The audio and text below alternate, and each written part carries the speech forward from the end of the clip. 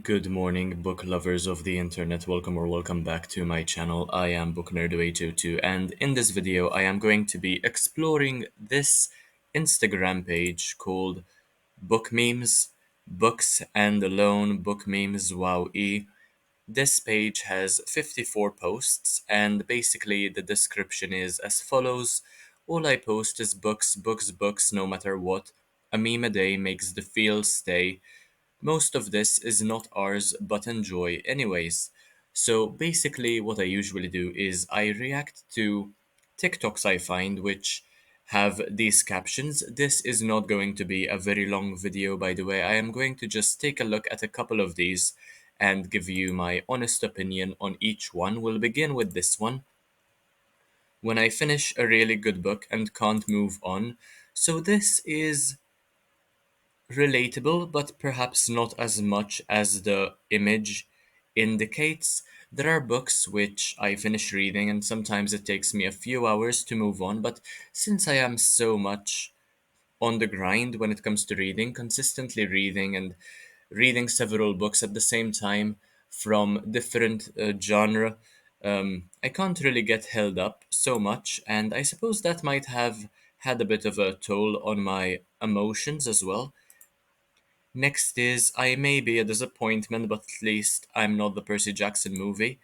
Now I feel as though this is a very, very uncalled for comment. It's completely unfair as well. I really did enjoy the Percy Jackson movies. Honestly, of course, I did think the books were amazing, but I wouldn't call the movies disappointments. Honestly, I feel as though they are underrated and overhated, and that impression of the movies has to change. I completely disagree.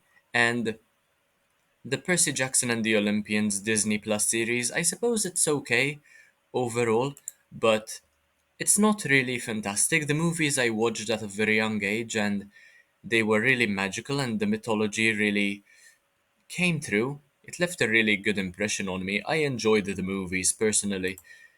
Next is how I read a book. Oh, only 180 pages left. I'll finish this today. A textbook, another 8 pages left. What the heck? This is too much. Extremely relatable. At the moment, I have an article to read for my university dissertation, and it consists of about 15 pages, and it's taking me way too long to finish. But then again, when I see a 300-page book, it will take me about 2 to 3 days to finish. So, yeah, I completely understand the struggle. Anything which has to do with um, university, basically anything academic, I can't really find myself immersed as much, and yeah, it can be quite a pain, quite a struggle, regardless of both being reading, basically. Next is Voldemort when he's on the back of Professor Quirrell's head. Okay, nothing much to think about here. Looking like a potato. Originally, I believe he was meant to look much more horrifying, but they um, dumbed it down because they knew they'd have an audience consisting of a lot of children as well. Okay, then we have Jason every other chapter. Not quite sure which Jason is being spoken about here, honestly.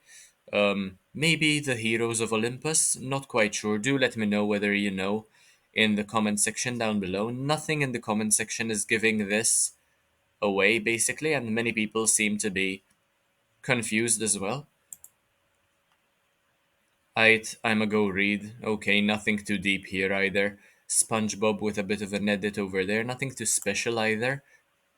Ideally, keep fewer than 30 books, says Marie Kondo. No one needs that kind of negativity. Honestly, 30 books? Seriously, how am I meant to spend most of my time reading if all I have are 30 books? I mean, I have a struggle deciding what to read next with an extensive library at home.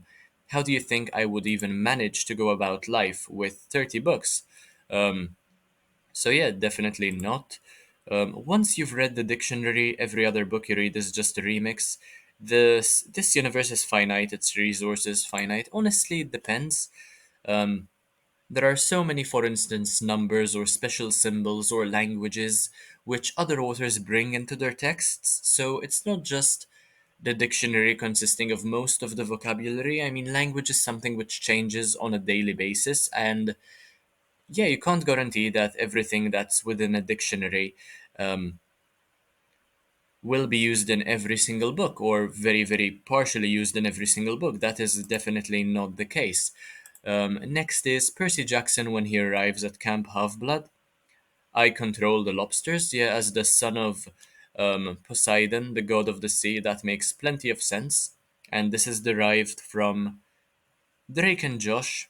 Not too funny. When horrible things keep happening to your favorite characters, no, okay, I've seen this a million times. Usually the bad things happen to villains as well, and sometimes I am on the side of villains, and when bad things happen to them, it can be a bit of a pain. The kids in history class who think they're special because they listen to Hamilton are the same kids who consider themselves experts on Greek mythology in middle school because they read Percy Jackson. Honestly, Percy Jackson did really help a lot with me understanding Greek mythology. I was never a sort of pretentious person when it came to Greek mythology, but Percy Jackson did help with expanding my knowledge on mythology in general, really, even though the stories are tweaked and adapted for a younger audience, but it really did help, and I did do well in history because of Percy Jackson. Um, and then, after they had ripped out half of her pages, they turned her into a movie, okay? Sometimes this happens. Unfortunately, not every book is adapted so well into a movie. Some movies can be quite disastrous. The first one which comes to mind is I'll have to think a bit about this probably. A movie adapted from a book which I did not enjoy much. Probably Death Note. I think they completely destroyed the show with the live action movie. Same with Full Metal Alchemist, I would say. Next is So, what you doing? Having some very non fictional feelings about fictional characters, I mean, reading. This happens way too often. It is even more interesting when you realize that the brain can't distinguish between things which happen in reality and things which you read, things which you imagine. In the brain, apparently the same places light up. So, really, what you experience in books or through any other text is identical to what you experience in real life psychologically. So, yeah, this makes plenty of sense, honestly. Quite relatable, even. Um, Next is okay, I finished Miss Mayhem yesterday and I'm still assaulted by the feels. This one is not a meme. When you're halfway through a book and come to a plot twist at 1 a.m., I don't need sleep, I need answers. Honestly, I am rather sleep deprived as is. I don't really spend my nights reading as much as I used to before. I have been trying to get more sleep because it's taking a toll on me, and I need to change my habit of reading up until the late hours. And anyway, I'm not really that affected by plot twists, honestly. They can wait nowadays. I feel as though I've read and watched so many things that I'm not as curious or as suspenseful as I used to be about things. Next is whatever this might be. Um, it is for the week. I'm drawing. I just had a vegan meal with L. Croix, what am I? Miles McKenna. Not sure what this means, honestly. I'll ignore that. I'll ignore this as well. Um, some support for the audience. Not a meme about books either. Um, okay, flowers. Friend, why do all the best people die? Because when you're in a garden, which flowers do you pick? The prettiest exactly? Can definitely be um, attributed to books as well, I suppose.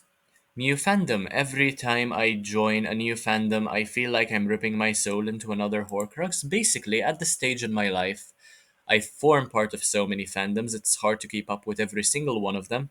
I feel as though I'm more of a jack of all trades, master of none kind of guy because I try to keep myself involved in all the fandoms and I don't know all the little details. I'm not a super fan of anything, except for maybe Alice in Borderland and Game of Thrones at the stage.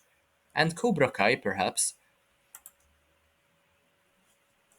Happiness. Okay, Percy, I thought happiness started with H, so why does mine start with U? Annabeth, you have dyslexia, Percy. Okay, I suppose that makes plenty of sense as well. I am going to take a look at how many of these I saw, by the way. Um, Basically, about half of them. I might make a part two for this. It was quite fun reacting to these, even though they weren't really that funny, nothing new to me. Probably a 2 out of 5 stars overall in terms of meme quality. I might try to find a better page. Let me know what you thought of these in the comment section, whether you could relate to any one of them. And thank you for always. If you enjoyed the video, make sure to leave a like, comment, share, subscribe. Take a look at the rest of my content because why not? It's absolutely amazing. And I'll see you in the next one, hopefully very, very soon. Thank you for watching and bye, guys.